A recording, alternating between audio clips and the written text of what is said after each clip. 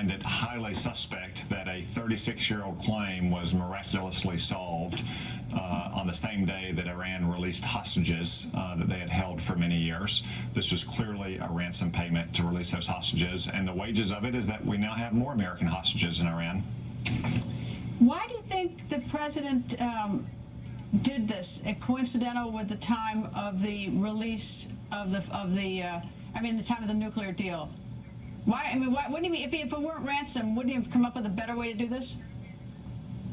No, what also happened at the same time this cold hard cash was flown in to Iran in an unmarked aircraft and these hostages were released was the final implementation of the nuclear deal with Iran. And obviously I and many others had been sharply critical of the president for not negotiating the release of all these hostages before he even sat down at the table to talk about the nuclear deal.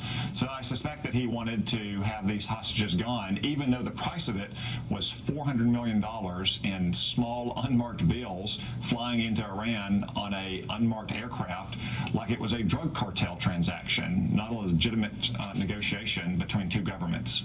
Now, just to get this straight, this was money that the United States had from before the revolution in 1979, right? And this was part of a settlement with Iran about the funds?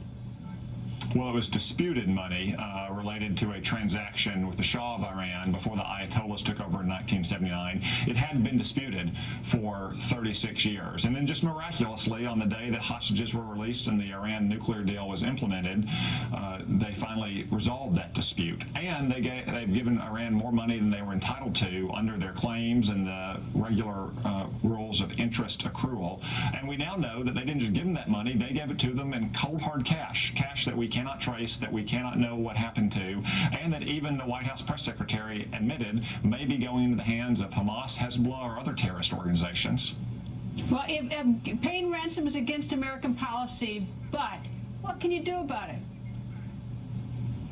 Well, it can be a lot tougher on the front end, Greta. We should have said very clearly that we wouldn't even talk to Iran about its nuclear program until all Americans held in captivity were released. Remember, 4 years ago when these talks first started, Iran's economy was suffering badly because of sanctions that Congress had imposed on Iran against the wishes of Barack Obama and Hillary Clinton at the time, I should add.